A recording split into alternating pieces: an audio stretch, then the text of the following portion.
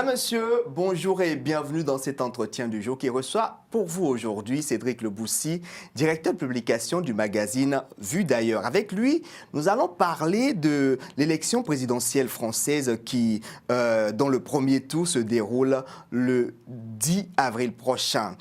Quels sont les enjeux de cette élection avec la crise russo-ukrainienne, la perte de l'influence française constatée dans plusieurs pays d'Afrique ou encore la gestion de la crise sanitaire du Covid-19? Cédric Leboussi, bonjour. Bonjour Émeric. Merci d'avoir accepté notre invitation. Merci de me recevoir. 12 candidats sont annoncés. Le Conseil constitutionnel a validé leur candidature le 7 mars dernier. Le président sortant Emmanuel Macron a attendu les derniers moments pour annoncer sa candidature. Timing stratégique selon vous? Non, ce n'est pas un timing stratégique, Émeric, je vous le dis.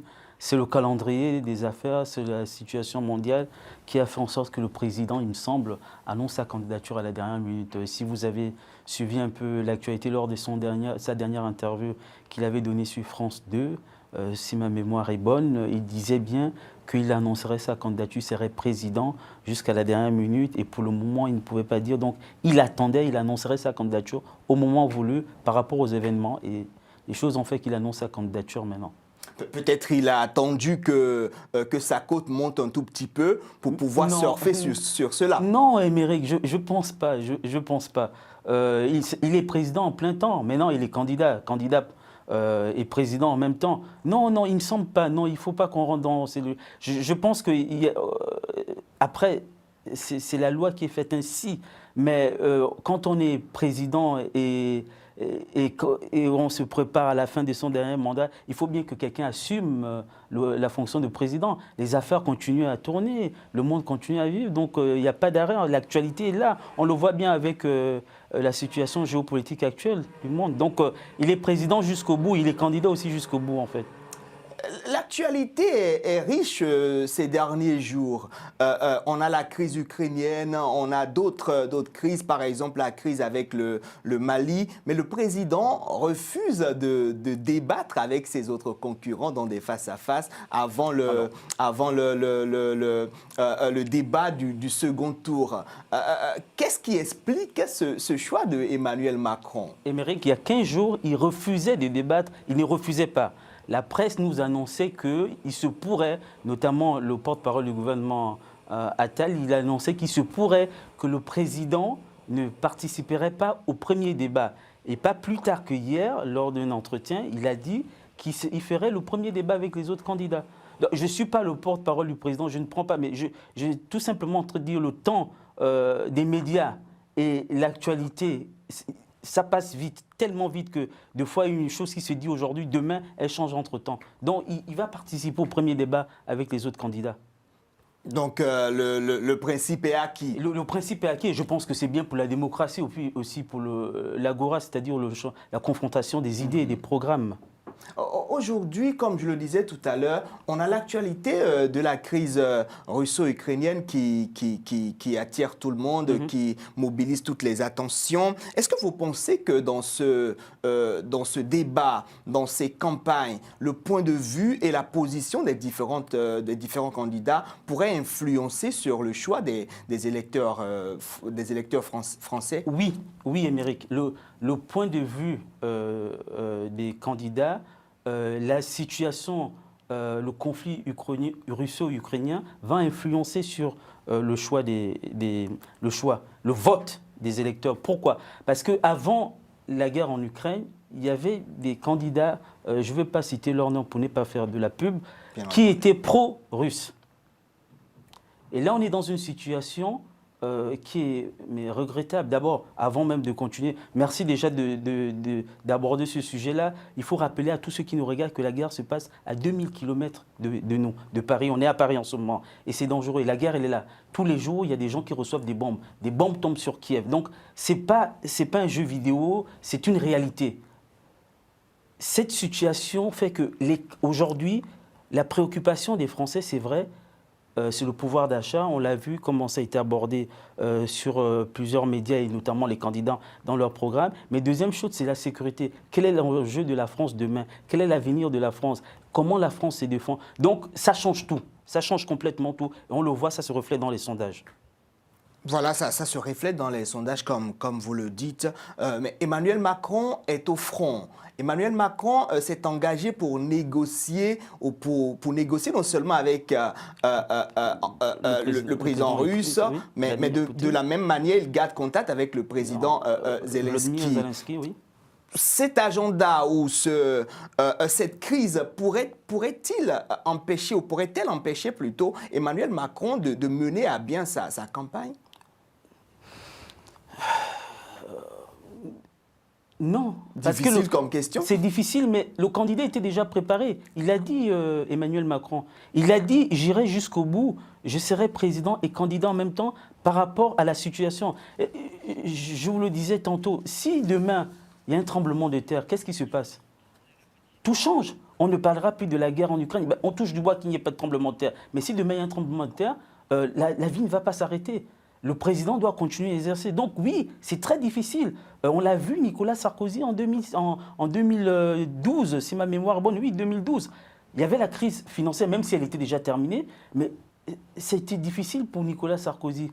Il a pris, il a mis beaucoup d'énergie dans la gestion de la crise financière. Et là, Emmanuel Macron, il n'a pas de bol, pas du tout. Il a géré que des crises durant tout son mandat. Les gilets jaunes, donc insurrection populaire par rapport à l'augmentation, les tarifs de carburant, le coût de la vie qui était très cher pour certaines catégories sociales. Donc les gilets jaunes, la grève sur les retraites, la réforme des retraites.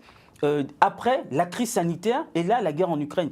Pas de bol, ça arrive, oui, c'est comme ça. Il a choisi d'être président. Donc, je pense qu'il faudrait que l'on comprenne bien que ce n'est pas que ça va casser ou bien ça va... Non, c'est le président, donc il est président jusqu'au bout. Et il est en même temps candidat. Emmanuel Macron, finalement, un président qui n'a géré que des crises. Oui, ben c'est comme ça. C'est comme ça. Et puis, c'est le calendrier qu'il a voulu. Donc, comme on dit, vous savez, les moments forts font toujours des hommes forts, en fait. Je pense que Emmanuel Macron d'il y a 5 ans n'est plus Emmanuel Macron de maintenant. Il a eu la crise sanitaire, il a eu la grève sur la réforme de retraite. Et là, maintenant, il a la guerre en Ukraine. C'est vrai, Émeric. Ça revoit un peu la campagne du candidat, c'est vrai. Il ne faut pas se voiler la face là-dessus, mais c'est en même temps. Il faut le faire. L'immigration a toujours été un point crucial des débats, des échanges pendant les précédentes campagnes présidentielles en France. Avec la guerre en Ukraine et le flux migratoire qu'elle génère, la position qui entre-temps semblait inamovible de certains candidats, on voit ces positions un tout petit peu changer depuis un certain temps. Qu'est-ce qu'il explique selon vous? Il explique comment on peut l'expliquer? C'est que l'immigration, là, cette fois-ci, elle ne vient pas de loin. Elle vient de l'Europe. Elle est là. J'ai entendu certains dire oui, c'est parce qu'ils ont des yeux bleus, d'autres sont blancs, et puis les autres sont un peu sémites. Non, c'est pas la même chose. L'immigration, l'autre immigration, quand j'entends par l'autre immigration, quand je parle de l'autre immigration, je parle de celle qui vient d'Afrique, d'Afghanistan, que l'on a eu, les vagues de flux migratoires qu'on a vues là il n'y a pas longtemps. Les gens ne s'attendaient pas à ça. Les gens ne s'attendaient pas. En Ukraine aussi, on ne s'y attendait pas vraiment. Si, en Ukraine, on s'attend, Émeric, puisqu'il y a la guerre. Avant que la guerre ne se déclenche, on ne s'y attendait pas. Oui, Émeric, parce que ça se passe en Europe, ça se passe chez nous. Donc, psychologiquement, on est préparé. Quand ça se passe ailleurs, on s'est dit, c'est loin. C'est loin, c'est pas chez nous. Donc, ce que je veux dire, c'est que quand il y a eu la guerre, en Libye, souvenez-vous, quand les forces de l'OTAN ont bombardé la Libye, les citoyens européens ne s'attendaient pas de voir des millions de flux migratoires sur le continent européen. Ils ne s'attendaient pas à ça.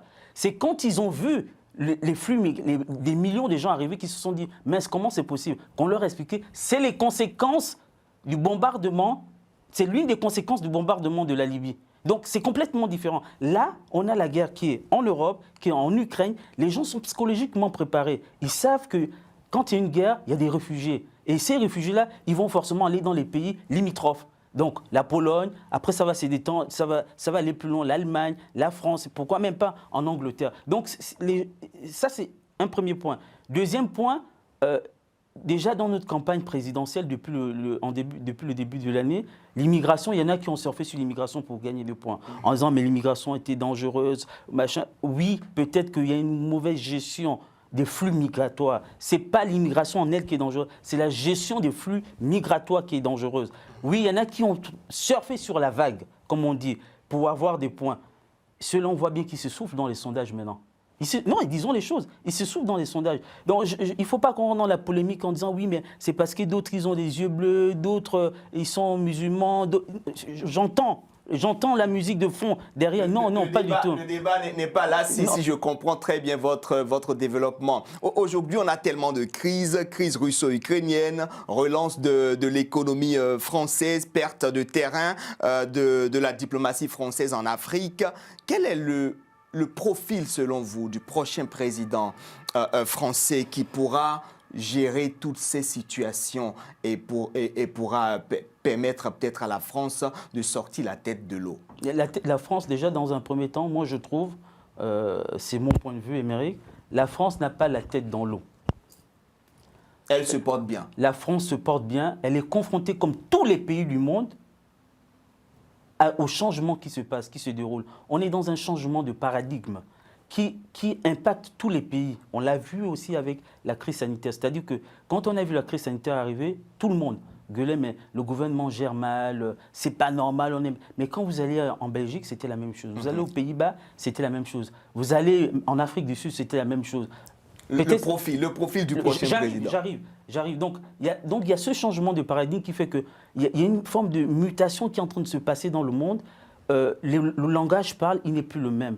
On n'est plus dans un monde bipolaire, on est dans un monde multipolaire. C'est-à-dire qu'on a la Chine qui est là présente. On a la Russie qu'on est en train de parler depuis tout à l'heure, qui est présente aussi, et qui se trouve aujourd'hui sur le continent africain. Il faut dire les choses. La France n'est plus seule comme il y a 30 ans, 40 ans. Donc, elle est obligée de faire avec. Elle est obligée de prendre en compte, c'est pas en considération, mais elle est obligée de prendre en compte... Et de jouer avec tous ces éléments. Exact. Donc, elle n'a pas la tête de l'eau. C'est qu'elle est juste en train de faire, elle est en train de revoir son cap, elle change de cap, mais tout en gardant l'objectif, en fait. Donc, elle change de stratégie, elle va changer. Donc, cette France, elle n'a pas vraiment la tête dans l'eau, elle est juste en train de s'adapter. Et souvent, vous savez, Émeric, j'arrive. En 15 secondes, parce qu'on est tenu par le temps. Oui. Elle est juste en train de s'adapter au changement. Émeric, et le changement, ce n'est pas le changement qui est important souvent. C'est comment on applique le changement. C'est ce qui est important. Donc oui, les gens sont mécontents, que ce soit les Africains ou les Européens, notamment les Français, on ne comprend rien, on a toute l'impression qu'on ne se retrouve plus. Mais il faut juste s'adapter, ça va arriver. Même si vous n'avez pas répondu à la question, je pense qu'ici, on va conclure l'émission. Merci Cédric Le Boussy d'être venu sur notre plateau, d'avoir accepté notre invitation. Merci. Je rappelle que vous êtes le directeur de publication du magazine vudailleurs.com. C'est tout pour cet entretien du jour, chers téléspectateurs. Merci de nous avoir suivis. À la prochaine.